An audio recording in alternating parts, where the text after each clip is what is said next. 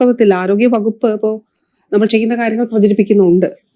പക്ഷേ അതിനേക്കാളും ചിലപ്പോൾ ഇങ്ങനെയുള്ള ചെറിയ കാര്യങ്ങളല്ല, ഇങ്ങനെയുള്ള നെഗറ്റീവായിട്ടുള്ള ചില കാര്യങ്ങൾ പ്രചരിക്കുന്നത് അതിന് കുറച്ചുകൂടി വേഗം കൂടുതലായിരിക്കും. പിന്നെ ഒരു കാര്യമുണ്ട്, തെറ്റായ പ്രചരണങ്ങളും നടക്കുന്നുണ്ട്.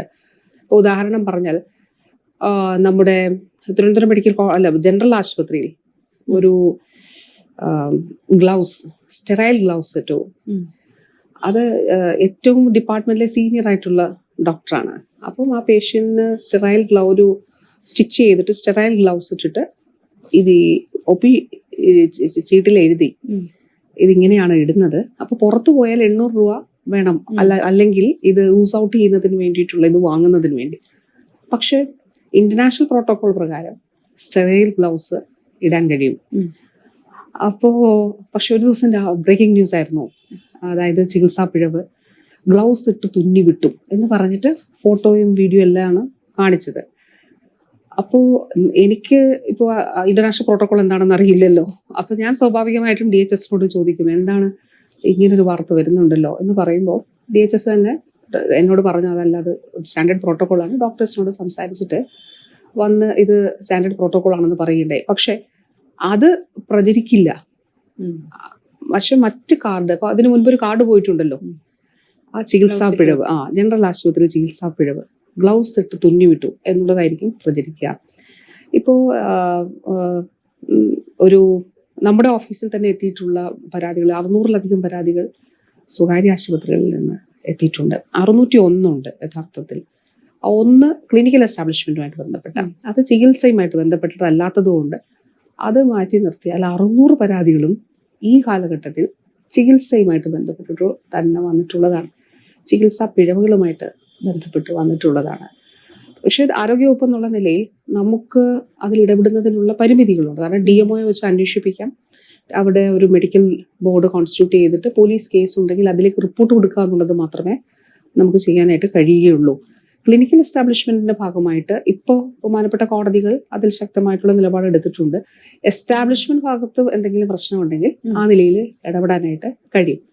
അപ്പൊ ഞാൻ പറഞ്ഞത്, ഈ കേരളത്തിന്റെ ആരോഗ്യ മേഖല സർക്കാർ മേഖലയും സ്വകാര്യ മേഖലയും ചേർന്നതാണ്. പക്ഷെ ഈ ഒരു ഘട്ടത്തിൽ പ്രത്യേകമായിട്ട് ഞാൻ കാണുന്ന ഒരു കാര്യം, ഈ വീഴ്ചകൾ ഒരു കാരണവശാലും നമുക്ക് അംഗീകരിക്കാൻ കഴിയുന്നതല്ല. സർക്കാർ സംവിധാനത്തിൽ അത് ഏറ്റവും ഒഴിവാക്കണം എന്നുള്ളതും അതോടൊപ്പം തന്നെ അതിനനുസരിച്ച് എന്തൊക്കെ കാര്യങ്ങൾ ചെയ്യണോ അത് ചെയ്തു പോകണം എന്നുള്ളതുമാണ് കാണുന്നത്. പക്ഷെ ഈ ഒരു ഘട്ടത്തിൽ നമ്മൾ പ്രത്യേകമായിട്ട് കാണുന്നത് വളരെ ബോധപൂർവം സർക്കാർ സംവിധാനങ്ങൾക്കെതിരെ പ്രചരണം നടത്തുന്നതിന് വേണ്ടിയിട്ടുള്ള ശ്രമങ്ങൾ നടക്കുന്നുണ്ട് എന്നുള്ളത് തന്നെയാണ്. ഇപ്പോൾ ഒരു ഘട്ടത്തിൽ ആലപ്പുഴ മെഡിക്കൽ കോളേജിൽ സ്ഥിരമായിട്ട് പ്രതിഷേധം നടന്നു. മിക്കവാറും ആഴ്ചയിൽ ഒരു 2 ദിവസം പ്രതിഷേധം, അങ്ങനെ നിലയിൽ പോകും. അപ്പോൾ ഞാൻ പറഞ്ഞു CCTV ദൃശ്യങ്ങളൊന്നും എടുക്കൂ. അപ്പോൾ ഒരു ഘട്ടത്തിൽ ഒരു ഡെഡ് ബോഡിയുമായി പോയതിന് ശേഷം 2 മണിക്കൂർ കഴിഞ്ഞ് വീണ്ടും വന്ന് സമരം ചെയ്തു. അപ്പൊ CCTV ദൃശ്യങ്ങൾ എടുത്തപ്പോൾ അടുത്തുള്ളൊരു സ്വകാര്യ ആശുപത്രിയിലെ PRO ഈ എല്ലാ സമരങ്ങളിലും ഉണ്ട്.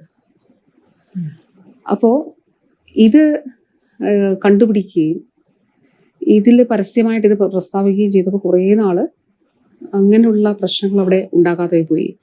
അപ്പോൾ ബോധപൂർവമായിട്ടുള്ള ചില ഇടപെടലുകൾ, പ്രചരണങ്ങൾ സർക്കാർ ആശുപത്രികൾക്കെതിരെ ഉണ്ടാകുന്നുണ്ട് എന്നുള്ളത് ഒരു യാഥാർത്ഥ്യമാണ്. അതിൻ്റെ ഒരു വശം നമുക്ക് കാണേണ്ടത്, ഇപ്പോൾ കേരളത്തിൽ കോർപ്പറേറ്റുകൾ, നമുക്ക് ഈ അറിയുന്ന സ്വകാര്യ ആശുപത്രികളിലെല്ലാം മേജർ ഷെയർ കോർപ്പറേറ്റുകളുടേതായിട്ടുണ്ട്.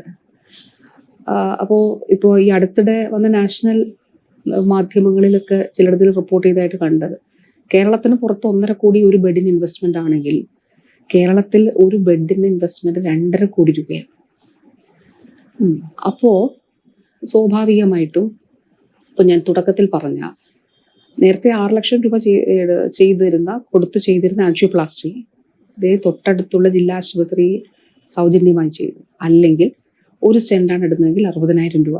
ആ സ്റ്റെൻഡിന്റെ വില 2 സ്റ്റെൻഡാണ് ഇടുന്നതെങ്കിൽ 1,20,000 രൂപ. അപ്പൊ 6 ലക്ഷത്തിനും 7 ലക്ഷത്തിനും അതിന്റെ സ്ഥാനത്ത് ഇതിങ്ങനെ ചെയ്യുന്നു.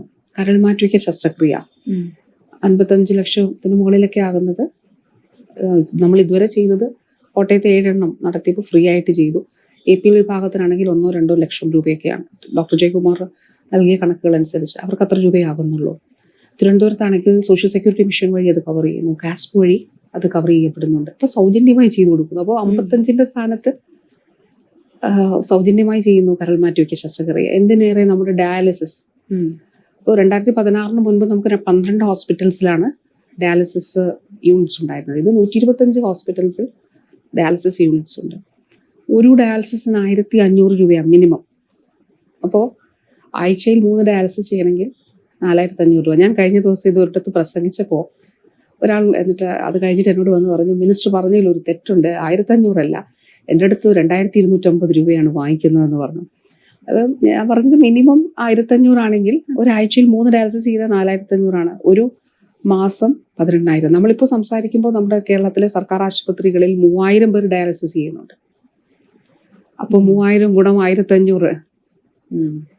അപ്പോൾ ഇതൊരു വിഷയമാണ്. നമ്മൾ ഇപ്പോൾ തന്നെ ഇപ്പോൾ RCCയിൽ 500 ബെഡായിരുന്നത് 1000 ബെഡായിട്ടാണ് ഉയർത്തുന്നത്. ബഹുമാനപ്പെട്ട CM ഉദ്ഘാടനം ചെയ്യാനായിട്ട് പോവുകയാണ്.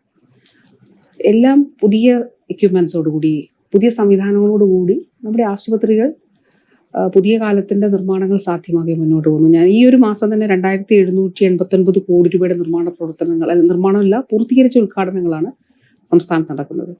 അതിൽ CCRC ഉണ്ട്, അതിൽ കോട്ടയം മെഡിക്കൽ കോളേജ് ഉണ്ട്, അതിൽ രാജ്യാന്തര ആയുർവേദ ഗവേഷണ കേന്ദ്രമുണ്ട്, അതിൽ RCC ഉണ്ട്, അതിൽ നമ്മുടെ ജില്ലാ ആശുപത്രികൾ ഉൾപ്പെടെയുള്ളവ ഉണ്ട്. അപ്പോൾ ഇപ്പോൾ കിഫ്ബി വഴി നമ്മൾ ഇപ്പോൾ നൽകുന്ന കെട്ടിട നിർമ്മാണത്തിന് നൽകുന്ന തുകയ്ക്കൊപ്പം തന്നെ അവിടെ എക്യുപ്മെന്റ്സ് കൂടി കിഫ്ബി നൽകുന്നുണ്ട്. അപ്പോൾ അങ്ങനെ വലിയ ഇൻവെസ്റ്റ്മെന്റും വലിയ രീതിയിൽ ഉള്ള അടിസ്ഥാന സൗകര്യങ്ങളിൽ വലിയ മാറ്റം സർക്കാർ ആശുപത്രിയിൽ ഉണ്ടായിട്ടുണ്ടെന്നുള്ളതൊരു യാഥാർത്ഥ്യമാണ്. ഇനി അതിലേക്കൊന്നും പോകണം. നമ്മുടെ തൊട്ടടുത്തുള്ള കുടുംബാരോഗ്യ കേന്ദ്രം ഒന്ന് പോയാൽ ഈ കാലഘട്ടത്തിൽ വന്ന മാറ്റം നമുക്ക് കാണാൻ സാധിക്കും.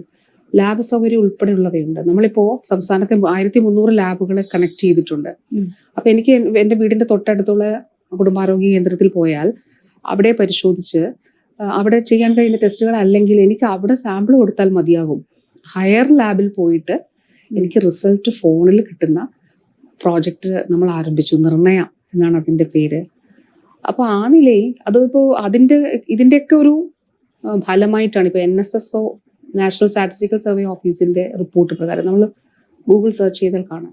75th റിപ്പോർട്ടും 79th റിപ്പോർട്ടും കൂടെ നമ്മൾ താരതമ്യം ചെയ്താൽ അപ്പോൾ ഏറ്റവും കൂടുതൽ ഔട്ട് ഓഫ് പോക്കറ്റ് എക്സ്പെൻഡിച്ചർ കേരളത്തിലാണല്ലോ.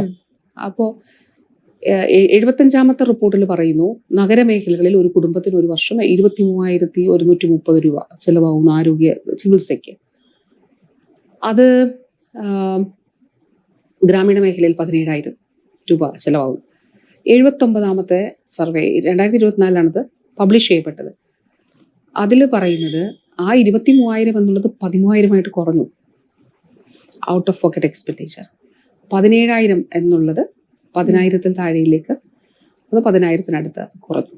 അപ്പം ആ കുറവുണ്ടായിട്ടുണ്ട് നമ്മുടെ ചിലവിൽ, ചികിത്സാ ചിലവിൽ. ഇപ്പൊ പണ്ടൊക്കെ ഗവൺമെന്റ് ആശുപത്രിയിൽ പോകാത്തവർ ഇന്ന് ഗവൺമെന്റ് ആശുപത്രികളെ ആശ്രയിക്കുന്നുണ്ട് ചികിത്സയ്ക്ക്. ഇപ്പോൾ കോട്ടയം മെഡിക്കൽ കോളേജിൽ തന്നെ കാർഡിയോളജിയിൽ എത്ര നമുക്ക് തന്നെ ശുപാർശകൾ വരും.